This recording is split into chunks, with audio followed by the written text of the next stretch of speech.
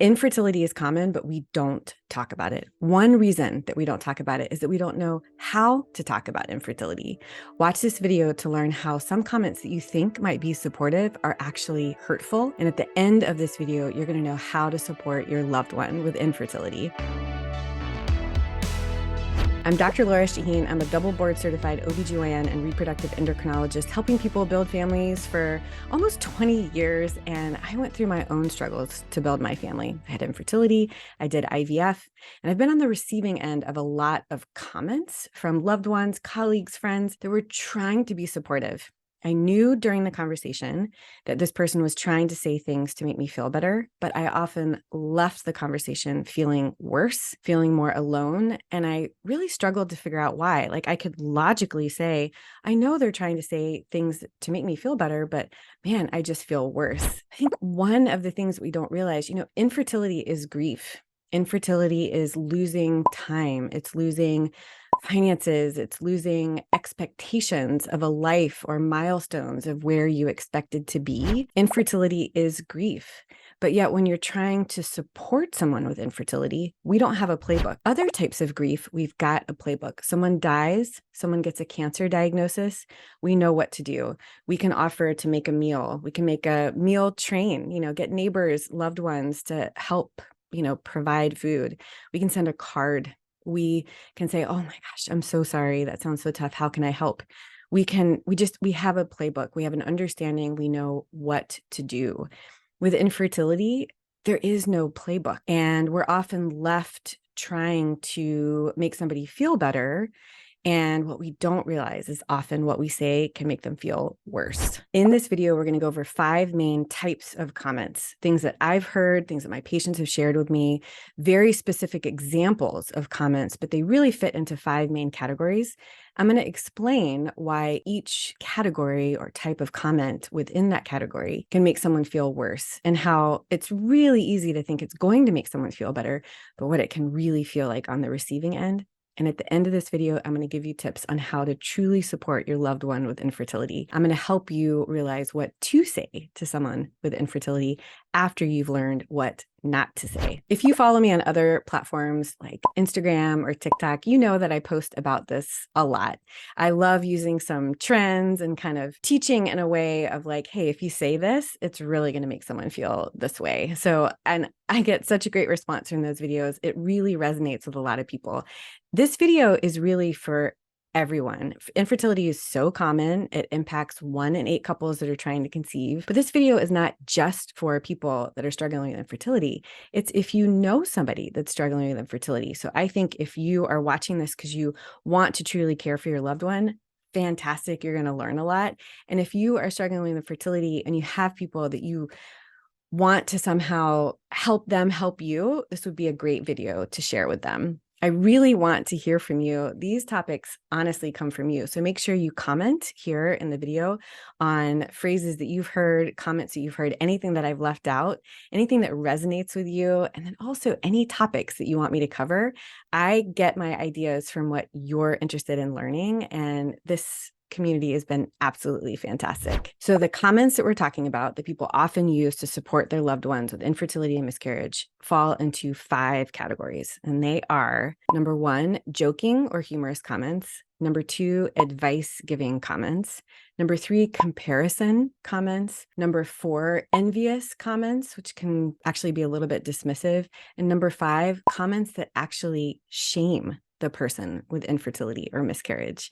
And let's go through each one. When someone shares that they are struggling with something, we often make a joke or we use humor to kind of cope or diffuse the situation. And so when someone shares that they're having infertility, some common reactions can be jokes or trying to be humorous, like, oh, isn't trying the fun part? Or maybe you're not doing it right. Maybe I can give you some pointers. Another kind of joke that just like actually used to punch me in the gut are, gosh, kids are so tough. I mean, have one of mine, like joking that someone else's own kids are so hard that it's just like, oh, you can just have one of mine. Like, you don't realize how tough it is. And just, I'll give you one of mine. I mean, I just like, I understand that people are trying to, diffuse the situation or blow it off or just make a laugh. But that one always really did not settle well with me. So these first comments are sort of joking. And, maybe you do have a relationship with someone that, you guys do really joke through tough things. And maybe that does really resonate with you and that does make you feel better. But for myself or the majority of my patients that I've talked to about this, these joking comments really can leave the person with infertility feeling more vulnerable and more alone. Like, wow, this person really does not understand how difficult this is for me. And they're just kind of making jokes. It's pretty obvious the fact that they reacted that way is that they really don't want to talk about it. So I don't think I'm going to bring it up again. The second category are advice comments. Oh my gosh. Just relax. Stop thinking about it and it'll happen. Go on vacation, just adopt, right? Like it's so easy to just adopt. As soon as you stop thinking about it, it's absolutely going to happen. Or like really specific things like, oh, have you tried keto? Have you tried this supplement? How about IVF? I mean, why don't you just do IVF? So these type of comments, and I know I'm kind of like saying it in a way that's sort of dismissive, but like sometimes people really do say like, hey, have you thought about IVF? And believe me, if you are struggling with infertility or miscarriage, you have thought about everything. A couple of these comments, like just saying like, oh, relax or stop thinking about it or go on vacation. It's really kind of saying that stress is really the cause of this person's problem. And if they just like relaxed a little bit, everything would be okay. And let me tell you, stress yes, the mind-body connection, paying attention to stress management is just key. I have a lot of videos here and pay attention to emotional and wellness and mental health in my practice. So important. But these comments as sort of like trying to give advice can, relieving stress isn't going to unblock fallopian tubes. It's not going to make someone's sperm count all of a sudden go from 0 to 100.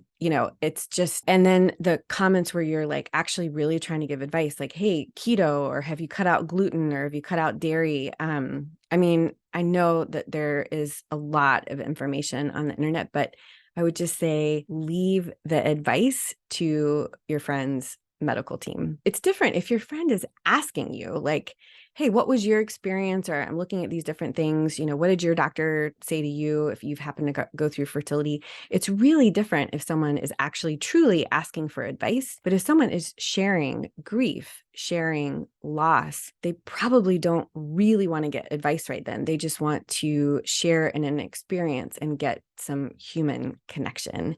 And turning it into an advice issue, making your friend or your loved one a problem that you need to fix can honestly just backfire. It really probably they're just looking for support. So this third category, comparison comments. A lot of times when I would share my journey, a way that somebody would try to comfort me was to tell me about someone else's journey and how that other person's journey was so much worse than what I was facing. So I would hear things like, oh, yeah, you've been trying for a year. Gosh, that sounds tough. But, my friend had to try for like 5 years and then she finally got pregnant. Or somebody shares that they have a miscarriage and they say, someone says, oh, well, at least you weren't that far along. My friend lost a baby like within weeks of the due date. Oh my gosh, that's so much worse. It's hard to give yourself shots for the IVF cycle, or the recovery is tough from the egg retrieval. And somebody's saying like, oh, well, my friend had to do like 6 egg retrievals before they finally found an embryo that they could transfer. I mean, the list can just go on and on and on.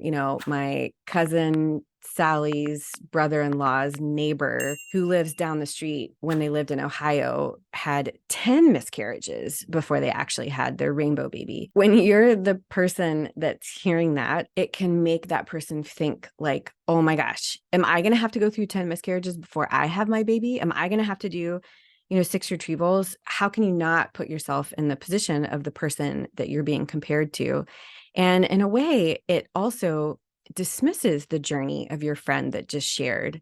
Like in a way, it's saying, oh, well, I mean, gosh, that person had it so much worse. Like, suck it up, and I am so sure that the person that is sharing that does not mean to make it come across that way. But if you aren't aware of how it can make that person who's receiving that comment feel, you might not know. And, maybe it would in different scenarios make somebody feel better. Maybe it does make your friend feel better. I mean, everybody's unique, and your relationship with your friends and loved ones can feel, and your loved one best. But I'm just saying, in general, if you aren't aware how comparison comments can make that person feel, there's so much comparison in fertility and trying to build your family. You're trying, and like, your best friend gets pregnant before you do. You're recovering from your egg retrieval, and the person, in the room next door got 20 eggs and you only got 10. I mean, there is so much comparison in fertility and the person who's going through it that we don't need to compare to other people and strangers. That really, I can speak from personal experience. It doesn't make me feel any better. So if you're that person saying it, I totally understand that you think you might be helping, but just I want you to be aware that it might be received in a different way. Okay, the fourth category are these envious comments that are just so hard to be on the receiving end. And what I mean is, if you share that you're having infertility, you share you have a miscarriage, you don't have kids, you don't have the family that you want, oftentimes people with children say things that are very dismissive, like, oh, well, gosh, you're so lucky though. At least you get to sleep in on the weekends. Or, oh my gosh, my kids are so expensive. Like, at least you can afford to go on vacation. Trying to point out all of the things that are hard about having kids. Maybe some way you could sort of justify that you're trying to make that person feel better that they don't have kids, but this person is working so hard to have kids. And believe me, they are aware that having kids is probably tough, but that doesn't take away their desire. It doesn't make them feel better to hear from you how hard your life is because you have young kids. And I heard a lot of those and just like completely shut down. I just, in my heart, would say to myself, when someone said something like that, like, I would do anything in the world to have the problems that you're complaining about right now. Please, if you find yourself starting to say, well, at least you can do this because you don't have kids, I can't do it anymore because I do have kids, don't say that. And think of something else to say. Number 5 are comments that are shaming the person that is sharing their grief with you. So these comments are, well, everything happens for a reason. It's in the universe's plan. It's in God's plan. Sort of that what's meant to be is meant to be. Now, I know that is a very common way of comforting people in a lot of different situations and communities. And I get that. But sometimes when you're deep in grief and you hear that, you don't necessarily have that perspective. Sometimes when something really horrible happens, you don't realize until years later, like, wow, that was a real growth opportunity. And like, if this didn't happen, then I wouldn't have taken this path in life. And so it is true very often that you can look back in life and realize that things happen for a reason. But oh man, when you are deep in grief and someone says that to you, I would feel like, oh, I'm meant to have infertility. Like, I'm meant to struggle this hard. Like, what have I done wrong? Why would the universe want to do this to me? It just kind of felt more shaming. Another shameful set of comments would be, it's hard to talk about, underhanded comments that,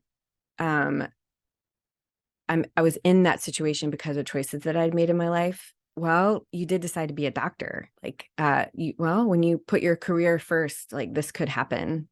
And oh my gosh, of course I know that age and fertility are intimately related, but there's so many different ways that type of shaming can come out. And when you're struggling with infertility, believe me, you are absolutely looking at past decisions and should I have started trying sooner, or all those kind of things. And you just really don't need to hear that from the person that you're trying to share this grief with. So please avoid comments that inadvertently result in shame for the person that's receiving them. So let's recap. There are 5 different categories of comments.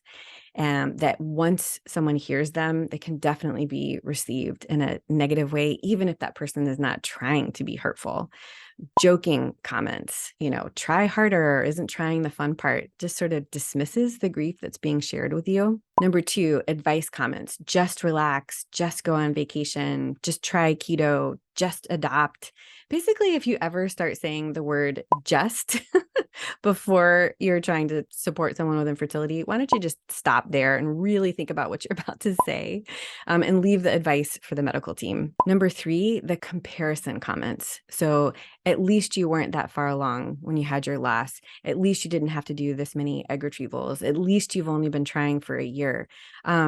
So kind of like just if you're starting any supportive comment with at least, and you know that's going to be leading to comparison, just cut it off right there and really rethink what you're trying to say, because it might feel like you're comforting someone, but it can actually be received like, oh my gosh, this person is basically saying that my grief isn't that bad because somebody else has had it worse. Number 4 category, envious comments. So these comments like, oh, you don't have kids, at least you get to sleep in on the weekends, or at least you can afford X, Y, or Z. The person who is trying to start or complete their family is probably thinking in their head, I would do anything to have the problems that you're complaining about right now. Number 5 in the final category, these comments that inadvertently shame someone for either previous choices that they made, or saying the sort of generalized comments that everything happens for a reason.